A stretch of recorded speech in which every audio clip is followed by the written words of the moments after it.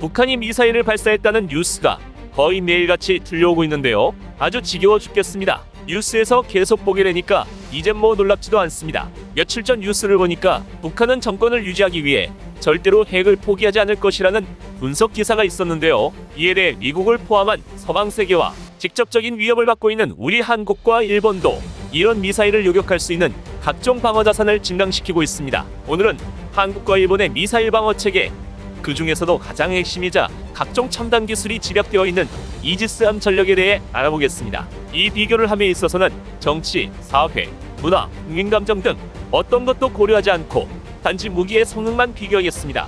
불과 90년대까지만 해도 한국 해군은 일본 해군을 넘볼 수 없을 정도로 열악했었고, 반대로 일본은 아주 강한 해군력을 가지고 있었습니다. 하지만 한국도 지속적으로 해군력 증강에 힘을 쏟으면서 현재는 아주 강하고 현대화된 해군력을 보유하게 되었는데요. 2023년 군사력 지수 세계 6위인 한국과 8위인 일본의 이지스함에 대해서 한번 비교해 보도록 하겠습니다. 그리스 신화를 보면 하늘을 지배하는 모든 신들의 왕인 제우스에게는 전쟁의 신인 딸과 아들이 있었는데요. 바로 아테나와 아레스입니다. 딸인 아테나는 평화와 전략, 방어를 중시했고, 아들인 아레스는 광란과 학살, 파괴를 즐겼는데요. 이 때문에 아테나는 모든 신들과 인간들에게서 사랑과 존경을 받았지만, 아레스는 신들과 인간들이 그를 두려워하고 싫어하게 되었습니다. 일본 제우스는 딸인 아테나에게 권위와 힘의 상징인 이지스 방패를 주는데요. 이후 아테나와 아레스는 전쟁을 하게 되었고, 이 전쟁에서 아테나는 이지스 방패를 사용하여 아레스가 이끄는 적군을 두려움에 떨게 만들어 전쟁에서 승리하게 됩니다. 이 때문에 아테나는 적들에게서 그녀의 동맹국인 아테네의 안전과 번영을 확보하게 됩니다. 그리스 신화를 통틀어 아테나는 지혜와 전략적 사고를 가지고 목표를 달성하는 현명하고 강력한 여신으로 묘사되고 있으며, 그녀가 제우스에게 받은 이지스 방패는 동맹국을 위험에서 보호해주는 가장 강력한 방어력의 상징이 됩니다. 그리스 신화 속의 강력한 방패인 이지스 방패는 현대에 와서 이지스함이 되어 적의 미사일로부터 아군 함대를 보호하고 적 항공기를 격추시키며, 최근에는 각종 탄도미사일까지도 요격할 수 있는 능력을 보유하게 됩니다. 그럼 본격적으로 한국과 일본의 이지스함을 비교해 보도록 하겠습니다. 첫 번째, 이지스함 보유 현황입니다. 먼저 한국입니다. 세종대왕급인 배치1이 3척, 정조대왕급인 배치2가 1척입니다. 이렇게 총 4척을 보유하고 있습니다. 그리고 정조대왕급 2번함과 3번함이 추가로 건조 중이어서 조만간 최신형 이지스함이 2척 더 추가될 예정입니다. 이렇게 되면 총 6척을 보유하게 됩니다. 6척이 되면 3면이 바다인 우리나라는 강면에 2척씩 배치할 수 있게 됩니다. 다음은 일본입니다. 세종대왕급과 동급인 아타고급이 2척, 최신형인 마야급이 2척, 그리고 90년대에 취역해 이젠 구형이 돼버린 공고급이 4척입니다. 이렇게 총 8척을 보유하고 있습니다. 일본은 섬나라이기 때문에 8척이면 동서남북에 각 2척씩 배치할 수 있습니다. 여기에 더해 일본은 준 이지스급이라고 불리는 아사히급이 2척, 아키즈키급이 4척 더 있습니다. 이뿐 아니라 2만 톤급 대형 이지스함을 2028년까지 2척 더 취역시킬 예정입니다. 2028년이 되면 일본은 이지스함이 10척, 준 이지스급이 6척, 우리는 이지스함만 6척 체계가 됩니다. 두 번째는 이지스함의 재원입니다. 이젠 구형인 일본의 공고급 이지스함은 제외하고 우리나라의 배치1, 배치2와 일본의 아타고와 마야급만 비교하도록 하겠습니다. 세종대왕급과 일본의 아타고급은 한일 양국이 이지스 체계를 공동구매 형식으로 미국에게 구매한 것이고, 선체는 미국의 알레이버크급 이지스함의 설계를 기반으로 개발한 것입니다. 그리고 세종대왕급을 개량한 게 정조대왕급이고 아타고급을 개량한 게 마야급이기 때문에 함체의 기본적인 재원은 4가지가 모두 대동소이합니다. 크게 차이 없습니다. 하지만 탑재되어 있는 장비는 차이가 납니다. 세종대왕급 이지스함입니다. 경하 배수량 7,600톤, 만재 배수량 1,600톤, 길이 165m, 추진체계는 가스터빈 방식. 가장 핵심 장비인 이지스 전투체계는 이지스 베이스라인 7.1이 합재되어 있습니다. 건조비는 약 1조 원 정도로 알려지고 있습니다. 일본의 아타고급입니다. 경하 배수량 7,700톤, 만재 배수량 10,000톤, 길이 165m, 추진체계는 세종대왕급과 똑같은 가스터빈 방식입니다. 세종대왕급과 큰 차이가 없네요. 그런데 이지스 전투체계가 베이스라인 9.C1, BMD 5.0CU가 장착되어 있습니다. 핵심적인 부분에서 차이가 좀 납니다. 건조비는 약 1조 8천억 정도입니다. 아타고급도 원래는 세종대왕급과 마찬가지로 베이스라인 7.1 버전의 이지스 체계가 탑재되어 있었는데요. 일본은 2016년부터 2017년까지 한 척당 약 2억 1천만 달러를 들여서 이지스 전투 체계를 베이스라인 9.C1 플러스 BMD로 업그레이드하였습니다. 우리는 업그레이드 없이 도입한 대로 아직 그대로 쓰고 있습니다. 베이스라인 9 버전은 여러가지 성능 향상이 있지만 가장 핵심적인 능력은 바로 최신형 SM6 미사일을 쏠 수 있다는 점입니다. 그리고 BMD 기능은 한도탄 요격 능력입니다. 바꿔 말하면 우리의 세종대왕급은 탄도 미사일을 탐지할 수는 있지만 요격할 능력은 없습니다. 비용 문제와 도입 필요성에 대해서 일본과 한국의 입장 차이가 있겠지만 아쉬운 부분입니다. 다음은 최신형인 한국의 정조대왕급 이지스함입니다. 경합 배수량 8,200톤, 만재 배수량 12,000톤, 길이 170m, 추진 체계는 가스와 전기 하이브리드입니다. 세종대왕급보다 약간 배가 커졌네요. 가장 중요한 이지스 체계는 이지스 베이스라인 9.C2, BMD 5.0입니다. 최신형이라 베이스라인 9.대와 BMD 기능이 모두 장착되었습니다. 다행입니다. 척당 건조비는 약 1조 9천억 정도라고 합니다. 일본의 최신형 이지스함인 마야급입니다. 경합 배수량 8,200톤, 만재 배수량 1,200톤, 길이 170m, 추진 체계는 가스와 전기의 하이브리드 방식입니다. 선체는 둘이 비슷합니다. 가장 중요한 이지스 체계는 베이스라인 9.C2, BMD 5.1입니다. 우리의 정조대왕급과 비슷합니다. 척당 건조 비용은 약 2조 원 정도로 알려지고 있습니다. 경기해보면 세종대왕급의 이지스 전투 체계가 좀 구형이 됐다는 점이 눈에 보이네요. 두 번째 비교입니다. 레이더, 소나, 합동교전 능력입니다. 통합 레이더는 모두 록히드 마틴 AN/SPY-1D 다기능 위상 배열 레이더가 장착되어 있습니다. 사격 통제 레이더도 모두 레이시온 AN/SPY-62 모델이 장착되어 있습니다. 여기까지는 별 차이가 없습니다. 대수상 레이더입니다. 세종대왕급 SPS-95K, 아타고급 OPS-28이 레이더, 정조대왕급 SPS-560K, 마야급 AN/SPQ-9B입니다. 세종대왕급의 SPS-95K는 노후화가 심각해서 이제는 교체해야 할 레이더입니다. 운영 유지 비용도 점점 더 늘어나고 있다고 합니다. 정조대왕급의 SPS-560K는 LIG 넥스원에서 개발한 신형 레이더고, 마야급의 AN/SPQ-9B는 미국 노스롭 그루먼에서 개발한 최신형 멀티밴드 X밴드 레이더입니다. 탐색 레이더는 일본이 조금 나아 보이고 세종대왕급은 교체가 시급해 보입니다. 다음은 잠수함을 탐지하는 소나입니다. 수상함의 가장 큰 위협은 바로 잠수함이죠. 북한도 깨알 만큼 작은 잠수함이긴 하지만 그 숫자는 많이 보유하고 있는데요. 연안용 잠수함들이라 멀리 나오진 못하지만 이지스함이라고 해서 항상 먼 바다에만 나가 있는 건 아니니 소나는 당연히 가장 중요한 핵심 장비입니다.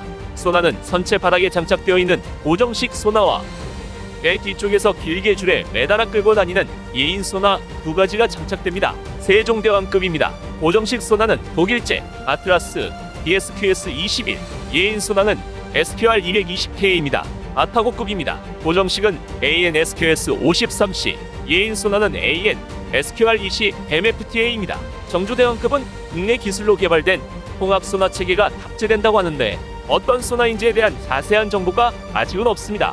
일본 마야급입니다. 아타고급하고 동일한 소나가 장착됩니다. 소나 부분에서도 세종대왕급의 저아트라스 소나는 세종대왕급이 처음 나올 때부터 계속 욕을 먹는 부분인데요. 90년대 개발된 구형 소나에 저가형 대잠 전투 체계를 통합했기 때문에 대잠 능력이 아주 형편없습니다. 1조짜리 만톤급 이지스함에 어찌 저런 소나가 장착되어 있는지 아이러니합니다. 예인 소나도 세종대왕급의 220K는 80년대 미군에서 사용하던 SQR-19 소나를 참조해서 한국에서 개발한 소나로 SQR-19와 비슷한 성능으로 알려지고 있는데요. 하지만 일본은 전부 미국제 최신형 소나를 탑재하고 있어 대잠전에서는 그 성능 차이가 분명하게 드러납니다. 정조대왕급에서는 아주 좋은 소나를 달고 나왔으면 합니다. 다음은 현대전의 핵심이자 미래전장의 가장 중요한 요소인 합동교전 능력입니다. 결론부터 말하자면 우리 이지스함은 세종대왕급도 정조대왕급도 아직 합동교전 능력이 없습니다. 일본은 아타고급과 마야급 모두 합동교전 능력이 있습니다. 미군의 리프카로 불리는 이 합동교전 능력은 항공기, 이지스함, 미사일 등의 여러 플랫폼에 장착된 센서 체계를 서로 통합하여 정보를 실시간으로 서로 공유하면서 작전하는 개념입니다. 그러면 여기서 한 가지 의문이 들 수 있습니다. 아니, 1000km를 탐지하고 동시에 수백 개의 표적을 추적한다는 이지스함이 왜 전투기나 조기 경보기의 도움을 받아야 되지? 그 이유는 첫째, 지구가 둥글기 때문입니다. 보통 지구 공률이라고 부르는데요. 지구는 둥글기 때문에 해수면에 붙어서 직선으로 뻗어나가는 이지스함의 레이더판은 수평선 너머를 탐지할 수 없습니다. 요즘 대한 미사일은 시스키밍이라 해서 해수면에 바짝 붙어서 날아오죠. 그래픽을 보면 바다에 이지스함 한 대가 떠있고 오른쪽 끝에는 정미사일이 날아옵니다. 하지만 아직 수평선 너머에 있기 때문에 이지스함에서는 탐지할 수 없습니다. 하지만 공중에서는 탐지가 가능하죠. 저기 오른쪽 위에 있는 F-35가 탐지했네요. 이 탐지 정보는 이지스함에 실시간으로 전송되고 이를 기반으로 이지스함은 미사일을 발사합니다. 이 미사일이 자체적으로 목표를 향해 날아가든지 종말 유도 방식의 미사일이면 공중에 떠있는 F-35가 목표까지 유도해 줄 수 있습니다. 이 개념이 초수평선 요격 체계입니다. 두 번째는 내륙의 산이나 장애물 뒤쪽에 있는 목표를 타격할 수 있게 됩니다. 그래픽 왼쪽을 보면 산 뒤쪽에서 적 전투기가 이지스함을 향해 날아오네요. 산에 막혀서 이지스함의 레이더로는 탐지가 안 됩니다. 전투기가 산을 넘어와야만 탐지가 되겠죠. 그러면 전투기가 들고 있는 대한미사일 사거리 안에 들게 될 수도 있습니다. 하지만 산 뒤쪽에 있는 전투기를 요격할 수 있다면 어떨까요? 이지스함은 아무런 위협도 받지 않고 그냥 앉아서 커피 한 잔 마시면서 미사일 발사 버튼만 누르면 전투기는 떨어지는 겁니다. 정말 간편하죠? 이 경우에도 산 너머로 날아간 미사일을 조기 경보기가 목표까지 유도해 줄 수 있습니다. 세 번째는 이지스함의 표적 조사기, 즉 일루미네이터 범위 밖까지 작전이 가능해집니다. 이 표적 조사기의 한계 범위 밖에 있는 표적의 공격도 가능해지고 표적 조사기의 처리 용량보다 훨씬 더 많은 미사일을 유도할 수 있게 됩니다. 그래픽을 보면 앞쪽에 있는 조기 경보기와 쿠나미, 날아오는 정미사일을 앞쪽에서 탐지하고 이 정보를 받은 뒤쪽 배는 탐지거리 밖에서 표적을 향해 미사일을 발사할 수 있습니다. 이 미사일은 앞에 있는 조기 경보기나 이지스함이 표적까지 유도해줍니다. 그리고 만약에 정미사일과 전투기가 다량으로 날아오는 경우라면 어떨까요? 일루미네이터는 동시에 처리할 수 있는 작업량이 얼마 안 되기 때문에 모든 표적의 미사일을 유도해줄 수 없습니다. 이런 경우 다른 이지스함이나 항공기가 대신해서 미사일을 유도해 목표를 타격할 수 있게 됩니다. 참고로 세종대왕급에는 표적 조사기인 일루미네이터가 3개 달려 있습니다. 전통적인 방식으로는 어떤 적이 탐지되었다면 이걸 작전본부에 알리고 작전본부에서는 어떻게 할지 판단한 후에 전투기나 함정에 명령을 전달하면 그 장비가 가서 작전을 수행하는 방식이었었는데요. 물론 미사일을 대신 유도해주는 것은 상상도 할 수 없는 일이었습니다. 하지만 리프카 개념에선 조기 경보기, 전투기, 이지스함, 미사일의 시커 등 모든 탐색 장비가 하나의 네트워크상에 묶여서 서로 실시간으로 데이터를 공유하면서 작전하는 이런 첨단 전투 체계로 바뀌게 되는 겁니다. 마치 피처폰 쓰다가 아이폰이 나오는 그런 느낌은 좀 과장일까요? 여하튼 현대전에서는 탱크 몇 대, 장갑차 몇 대 이런 재래식 장비 숫자 세는 건 그 의미가 많이 약해지고 있습니다. 점점 더 복잡하게 변화하는 전장 상황과 빠르게 진행되는 작전 개념에 발빠르게 대응해서 보다 진보된 전투 체계를 구축하는 게 중요하다고 보여집니다. 때문에 우리 이지스함에도 이런 합동교전 능력을 부여하는 개량 작업은 꼭 필요해 보입니다. 세 번째는 이지스함의 강한 펀치, 탑재되어 있는 무장의 비교입니다. 군함의 상징과도 같은 함포입니다. 일본은 마크-45 127mm 함포 원문이 장착되어 있습니다. 한국은 마크-45 함포를 현대이니아에서 라이센스 생산한 KMK-45 함포가 한문 장착되어 있습니다. 대수상, 대공, 상륙 지원 등의 다용도로 사용할 수 있는 함포입니다. 결과적으로 한국과 일본 모두 같은 걸 쓰고 있습니다.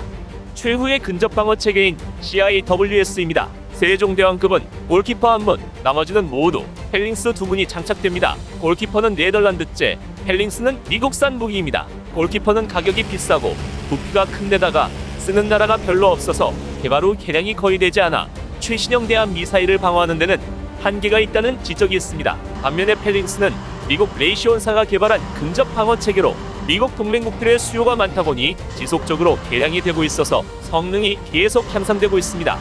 이지스함의 핵심 대공 미사일입니다. 세종대왕급은 램블록 1 그리고 SM-2MR 블록 3B가 장착되어 운용됩니다. 한도탄을 요격할 수 있는 미사일은 없습니다. 아타고급은 SM-2MR 블록 2, SM-2 블록 4, SM-6 미사일이 장착됩니다. 한도탄을 요격할 수 있는 SM-3 블록 1 AB를 가지고 있습니다. 세종대왕급과 아타고급의 대공 미사일은 차이가 많이 난다는 걸 알 수 있습니다.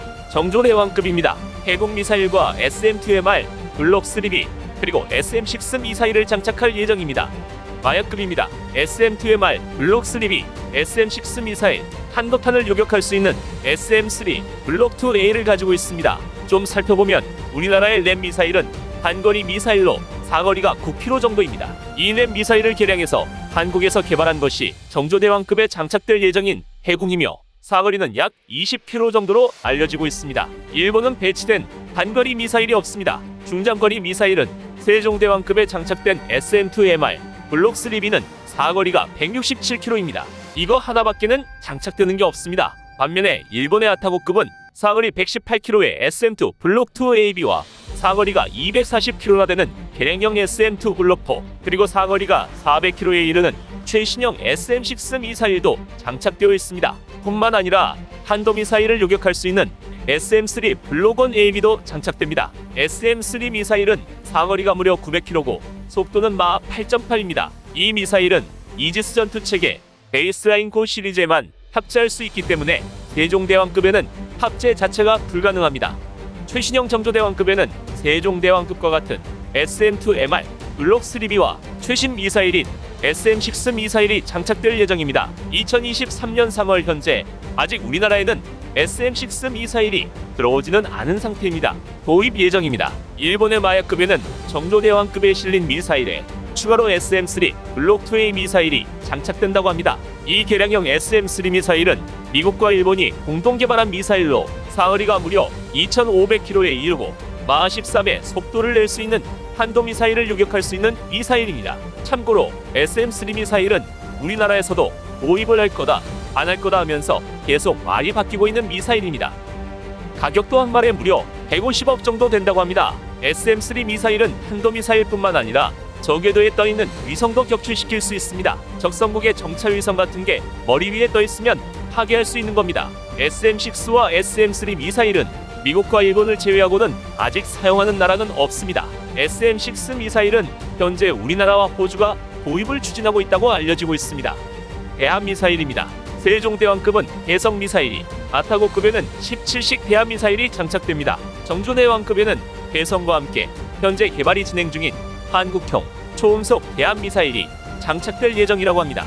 마약급에는 17식 대한미사일이 장착됩니다. 한국의 해성미사일은 사거리 150km 정도의 아음속 미사일이며 일본의 17식 대한미사일은 사거리가 400km 정도 됩니다. 한국이 개발 중인 초음속 대한미사일은 사거리가 500km 내외라고 알려지고 있습니다. 대한미사일도 현재는 일본이 우세하지만 우리가 개발 중인 초음속 대한미사일이 배치된다면 우리가 좀 더 우세하게 될 것으로 보입니다. 함대지 미사일입니다. 한국은 현무3를 기반으로 한 사거리가 500에서 1000km인 해성2 순항미사일에 정조대왕급에는 사거리가 250km인 해룡 미사일이 추가로 장착됩니다. 일본은 함대지 미사일이 없습니다. 하지만 얼마 전 외신 보도에 따르면 일본이 SM-6 미사일과 함께 토마호크 순항 미사일을 500기나 도입하려 한다는 내용이 있었습니다. 아마 일본도 함대지용으로 사거리가 1000km가 넘는 미국 토마호크 미사일을 사용할 것으로 예상되고 있습니다. 여하튼 일본은 현재 함대지 미사일이 없습니다. 어뢰입니다. 한국은 청상어 경어뢰와 홍상어 중어뢰가 장착됩니다. 일본은 마크 46, 마크 50, 73식 어뢰 등이 장착됩니다. 어뢰는 한국이 우세해 보입니다. 다음은 구축함의 꽃 대잠 헬기입니다. 세종대왕급입니다. 슈퍼링스 2대가 탑재됩니다. 정조대왕급, 아타고급, 마약급은 모두 시호크 2대가 탑재됩니다. 우리나라에는 아직 시호크가 도입되지 않았습니다. 2025년까지 들어올 예정이라고 합니다. 바다에서 쓰는 장비는 덩치도 있고 파워 세고 이런 걸 써야 하는데 슈퍼링스는 체급이 너무 작습니다. 시뮬레이션 영상 한번 보실게요. 블레이드 돌아가는 것만 봐도 두 헬기의 체급 차이가 느껴지시죠? 대잠 헬기는 주램 배단 소나를 물속에 집어넣어 잠수함을 탐지하는 디핑 소나와 함께 어뢰를 장착하고 잠수함이 발견되면 어뢰를 쏴서 공격하는 임무를 수행합니다. 그런데 슈퍼링스는 체급이 작아서 두 개 중에 한 개만 장착 가능합니다. 즉 어뢰를 달고 나가던지 디핑 소나를 달고 나가던지 둘 중에 하나만 선택해야 합니다. 뭐 여하튼 돈 때문에 어쩔 수 없이 저걸 산 거겠죠. 시호크가 훨씬 고가의 헬기니까 말입니다. 그래도 정조대왕급에서는 시호크가 들어온다고 하니 다행입니다. 잠수함 탐지 능력은 여기저기 옮겨다니면서 소나를 찔러대는 대잠 헬기가 수상함에 달린 소나보다 작전 효용성이 더 뛰어날 수 있습니다. 대잠 작전에서 아주 중요한 자산입니다. 자, 제가 준비한 자료는 여기까지입니다. 어떠세요? 비슷한 시기에 같은 무기를 사고도 업그레이드를 꾸준히 한 일본과 업그레이드를 하지 않은 한국의 세종대왕급 이지스함은 이젠 차이가 너무 크게 벌어져 있다는 걸 알 수 있습니다. 무기는 지속적인 업그레이드를 통해 성능을 개선하고 유지해야만 제대로 된 작전 성능을 지속해서 낼 수 있습니다. 북한을 막는 데는 이지스함보다 육군 전력이 더 시급하고 때문에 수상함의 업그레이드는 현실적으로 뒤로 밀릴 수는 있을 겁니다. 하지만 너무 오래 방치하면 결국은 또 새로 사는 게 낫다는 얘기가 들리게 되겠죠.